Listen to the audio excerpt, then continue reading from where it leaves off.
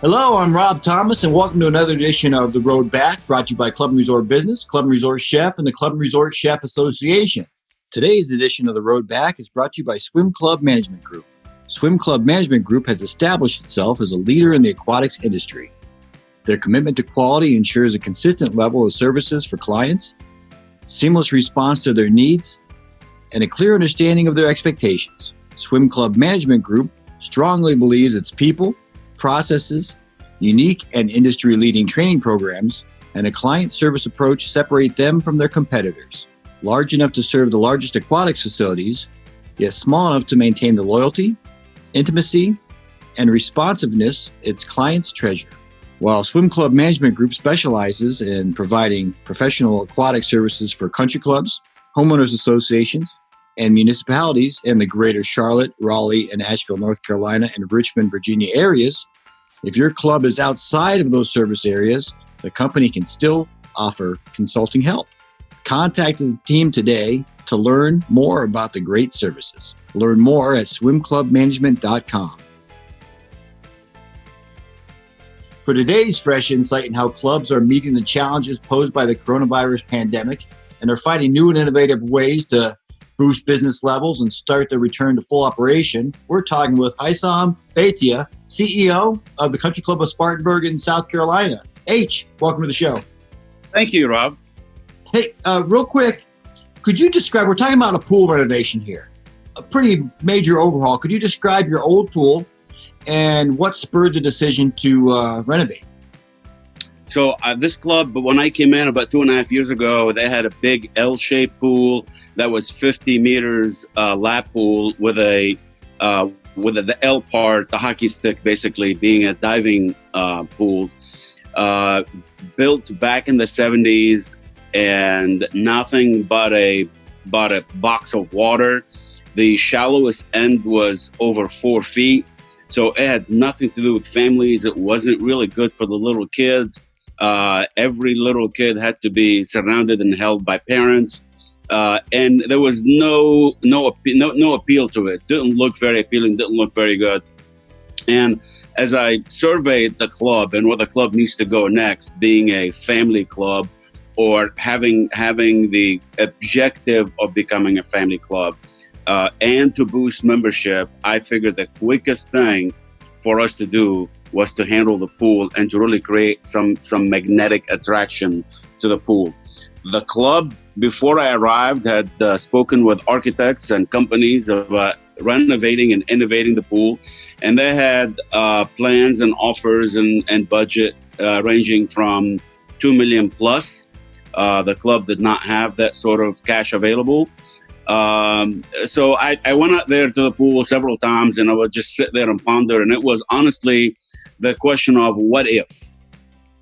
What if we do this and what if we do that? And my biggest what if question, the one that really got me pondering the most, was what if we fill part of the pool and start the zero entry, introduce the splash pad for the kids and the families, and then go to the deeper end for the adults. I invited the swim club management in. They sent me an engineer who was very wise and one of their managers. And between the three of us and the wisdom of the crowd and going the what if question from my managerial experience, bringing in their expertise and their skills to the pool, to the table, and that we came up with the idea of splitting the pool in half, the same shell, so we did not have to do any demolition. We took the same shell of water, we split it in half, and the first half became zero entry and a splash pad. The depth, the deepest part is 18 inches, and the other part was a 25-meter lap pool, still on an almost L shape for the diving area. The pool had a continuous overflow gutter, if you will, water return system. We did not want to interrupt that because the county authority told us if we did, we'd have to redo the whole pool. So we tried to work with what we have, and we ended up with an unbelievable project, a pool that has a lot of character. Part of it, which is a large size, for the kids and the families. Now the kids can run into the water. They don't have to be held by their parents all the time. They got all the splash pad games and ideas. They even have their own little slide. And then we had an area for the parents in the middle to put a chaise lounge on under shade and watch the smaller kids on one side and the larger kids on the other side, the older kids. We added a large slide, a double flume slide. We improved the diving board for the kids to have fun, the older kids to have fun. We redecked the whole entire pool. We did some of these little improvements and gotten some furniture, but that's how the whole issue came about. That's how it started.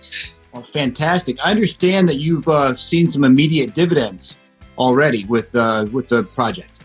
100%. So, I've got to admit that COVID may have had something to do with it. In years past, let's say not last year in 2019, at the pool, our average was 170 people. Our average was 80 people. We went to an average of 170 people this year.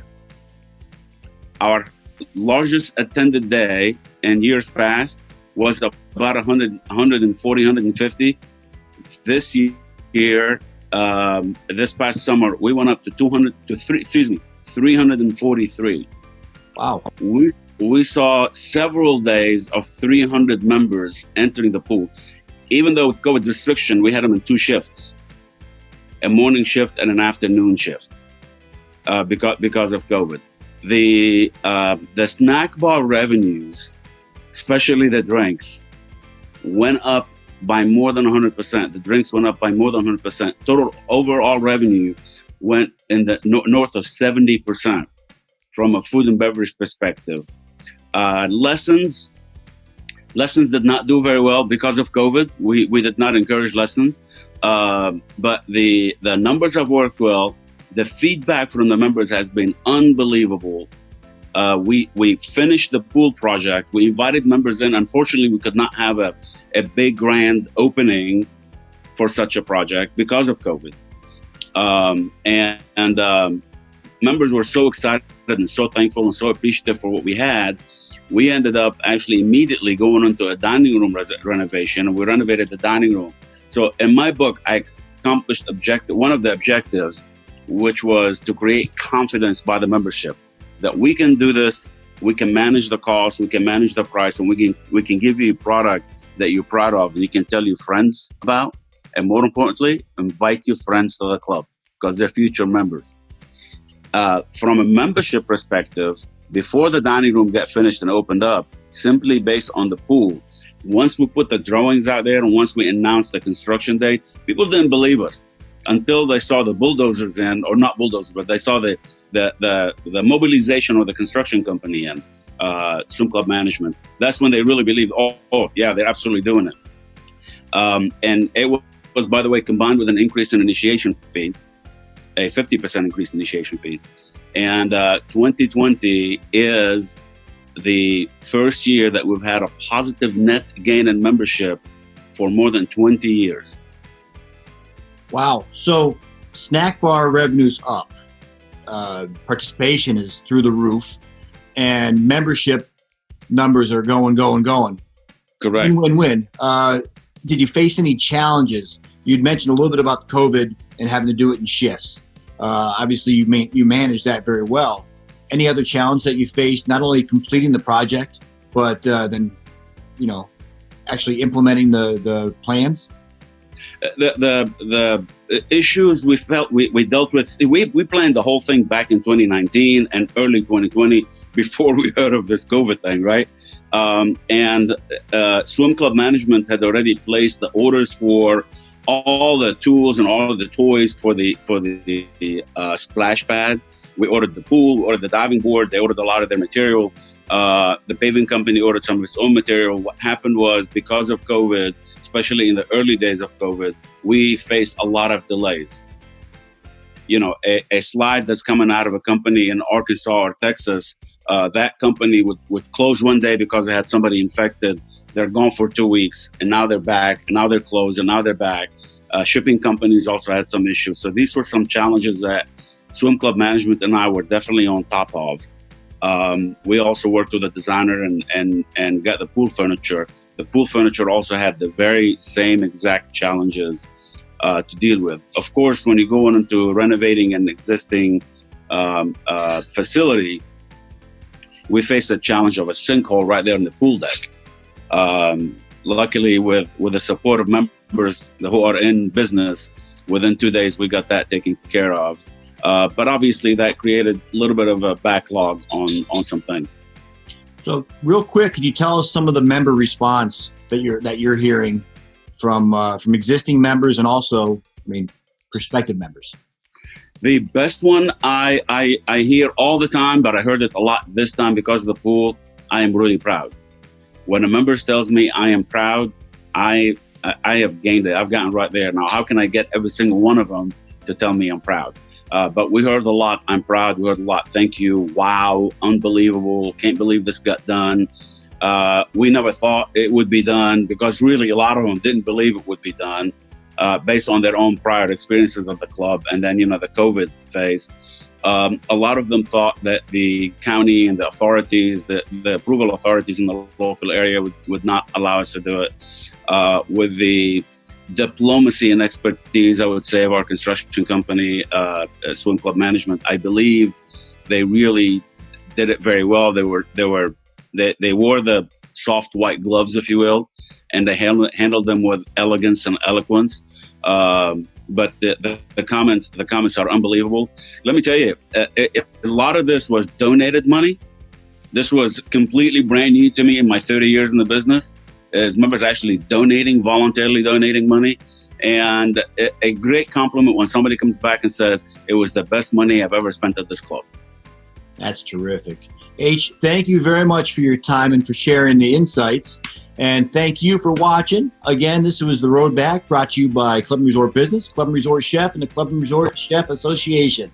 Again, today's episode was sponsored by Swim Club Management Group. If you have a great idea or success story you'd like to see featured on a future episode of The Road Back, please contact us at editor@clubandresortbusiness.com.